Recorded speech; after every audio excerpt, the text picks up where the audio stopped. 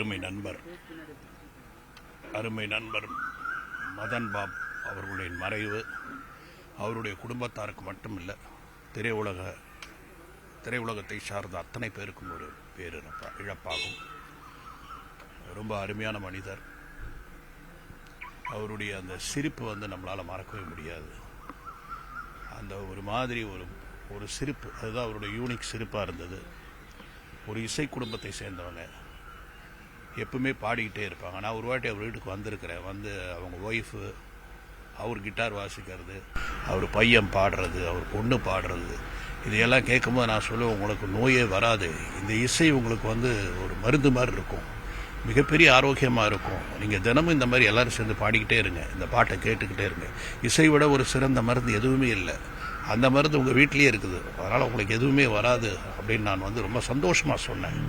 ஆனால் இன்றைக்கி அவருக்கு அந்த மாதிரி ஒரு கடுமையான, அதுவும் ஒரு புற்றுநோயின்றது சாதாரண ஒரு நோய் இல்லை. அது எப்படி வருது, ஏன் வருது, எதனால் வருதுன்னு ஒன்றும் தெரிய மாட்டேங்குது.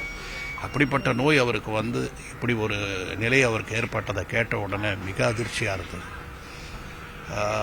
எப்படி சொல்கிறதுனே எனக்கு தெரியல. என்னுடைய படத்தில் உழைப்பாளையில் நடித்தார், சந்திரமுகியில் நடித்தார். சந்திரமுகியில் ஒரே ஒரு சீன் தான் அவருக்கு கொடுத்தேன். அவர் கேட்டார், என்ன சார் ஒரு சீன் அப்படின்னு, நீ வாப்பா, நீ வந்துட்டு பாருங்க.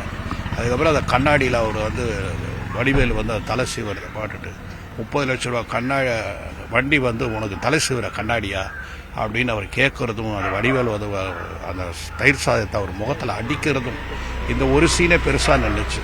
அந்த அளவுக்கு அவர் ஒரு சீனோ 2 சீனோ வந்தால் கூட அந்த சிரிப்பிலே நிறுத்திடுவார் எல்லாத்தையுமே. அப்படி ஒரு திறமையான நடிகர் இன்றைக்கி நம்மக்கிட்ட இல்லை அப்படின்னு நினைக்கும்போது ரொம்ப கஷ்டமாக இருக்குது. அவர் குடும்பத்தாருக்கு எப்படி ஆறுதல் சொல்கிறதுன்னு தெரியல. எங்கள் திரையுலகத்துக்கு பெரிய இழப்பு அவருடைய மரணம். இப்படி நல்ல நடிகர்கள் எல்லாம் இப்படி மரணத்தை சந்திக்கும் பொழுது மிகவும் வேதனையாக இருக்கிறது. அவர் ஆத்மா சாந்தி அடைய இறைவனை வேண்டியவர். ரொம்ப ஒரு வருத்தமான ஒரு விஷயம். எங்களுக்கு நல்ல நண்பர் அவர். ரொம்ப இயல்பாக எல்லாரும் ரொம்ப ஜாலியாக சந்தோஷமாக பேசிகிட்டு இருப்பார். அவர் இருந்தாலே அந்த இடமே கலகலன்னு இருக்கும். சிரிப்பு வச்சே ஒரு பெரிய நடிகராக. திடீர்னு அவருக்கு ஏதோ வியாதி இருக்குன்னு எனக்கு இப்போ தான் தெரியும், இப்போ தான் சொல்கிறாங்க. ஒரு வருஷமாகவே அவர் அந்த மாதிரி ஒரு டிசீஸில் இருந்திருக்காரு உங்களுக்கு, எனக்கு தெரியல. இப்போ ரீசெண்டாக கூட எங்கே பார்த்தேன், அவர் அதை பற்றி ஒன்றும் சொல்லலை. எனக்கு ரொம்ப சேட். இந்த குடும்பத்தாருக்கு இந்த ஆழ்ந்த தான்